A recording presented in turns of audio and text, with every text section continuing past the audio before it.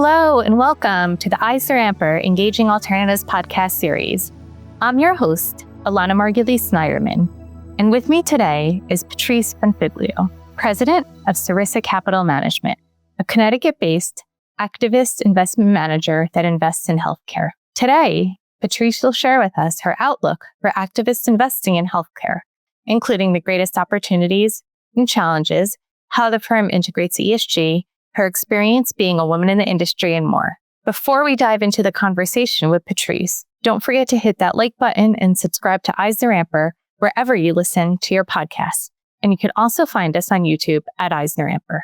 Hi, Patrice. Thank you so much for being with me today. Hi, Elana. Thank you. I'm really excited to be on this episode. Thanks for having me. Absolutely. So to kick off the conversation, tell us a little about yourself and how you got to where you are today. Sure.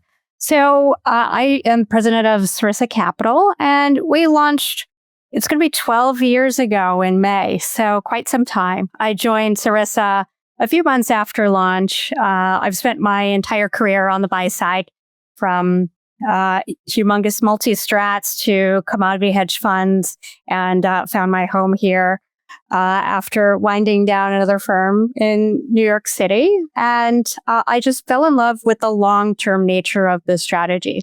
So we are long biased. We'll hold positions for 3, 5, 7 years at a time, whatever feels right specific to that investment. And we've always been exclusive to healthcare. So pharma, biotech, mostly public stocks, but I would say give or take about 10% of the portfolio any given year can be in privates. So we really are plugged into the ecosystem. And while at previous firms, I've had exposure to healthcare, having the deep dive at Sarissa has been really fulfilling. You can actually see drugs go to market and the impact on patients and families. At EisnerAmper, we are creative problem solvers that take a 360-degree approach focusing on you. We're an award-winning firm with decades of experience. EisnerAmper, let's get you ready. Patrice, congrats on your journey. Given Sarissa's focus on activist investing in the healthcare space, I would love to hear your overall high-level outlook. Yes. So activism is a very niche part of the market where we get to actually be involved. So my outlook is very optimistic. We don't have to take that blind leap of faith in the stock picking. We are actually hedging that out by being involved and also not committing to exit dates. We do not live and die by the daily change in stock price or the quarterly earnings. It's really about long-term partnership with the investments that we make.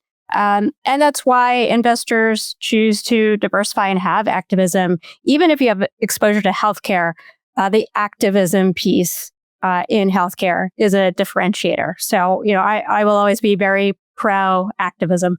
And Patrice, more specifically, what are some of the greatest opportunities you see in your space and why? So it's an exciting time.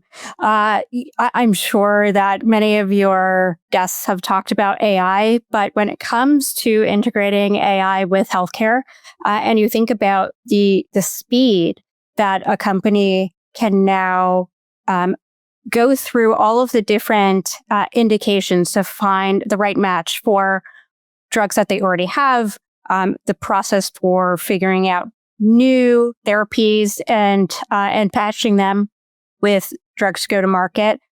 There's just so much potential. And it really cuts down quite a lengthy process. It's not the same thing as making a sneaker. Going through the whole FDA approval process is quite long and daunting. So I think any firm that is really embracing AI as a part of their process and doing it right would be a big area of opportunity.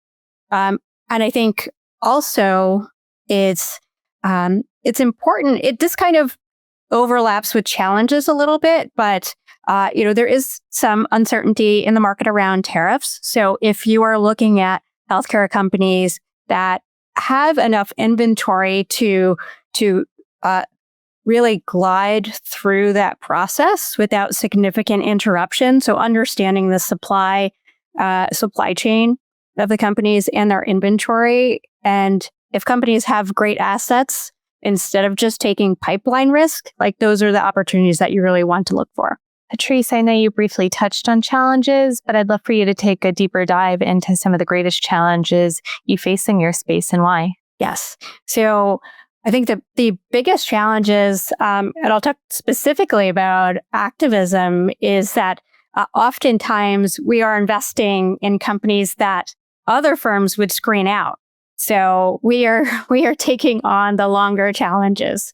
So that is something that you just have the stomach for, and that will never go away. But the payoff is well worth it. So and touching on the tariff discussion that I brought up a few minutes ago, it's important to really talk to the management team about how they view the potential impact. Are they really thinking about not just supply chain, but also other relationships with their counterparties? Are they thinking about the audit disclosures? Is it actually integrated through the whole company, or is it really just a conversation that they're having at the highest level and not trickling down?